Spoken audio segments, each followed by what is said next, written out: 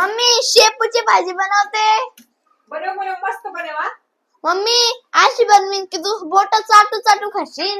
शेपूची भाजी बनायला सगळ्यात पहिलं तर मुगाची डाळ भिजू घालायची. एका मिक्सरच्या भांड्यात हिरवी मिरची आणि लसूण बारीक करायचा. आता शेपूची भाजी निवडून घ्यायची आणि त्याला असं बारीक कापून घ्यायचं. नंतर पाण्याने स्वच्छ धुवून घ्यायचं. एक कढई ठेवायची गॅसवर, तेल टाकायचं. तेल गरम झालं का जिरे टाकायचे आणि हिरवी मिरचीचं वाटण टाकायचं. चांगलं मिक्स करून घ्यायचं आणि कापून घेतलेला शेपू त्याच्यात टाकून द्यायचा आणि डाळ पण टाकायची. आता मीठ टाकायचं. चांगलं मिक्स करून झाकण ठेवायचं. झाकण काढल्याच्या नंतर चांगले मिक्स करायचं. त्याच्यामध्ये भाजलेलं शेंगदाण्याचं कूट टाकायचं थोडासा आणि आता आपली भाजी रेडी झालेली असती. एकदा जर ही तुम्ही भाजी खाल्ली ना तर बोलताना काय भाजी आहे आणि माझ्याच पद्धतीने बनवून पाहणार आणि तुम्ही बनवा आणि कमेंट करून नक्की सांगा ही भाजी आवडली असेल तर.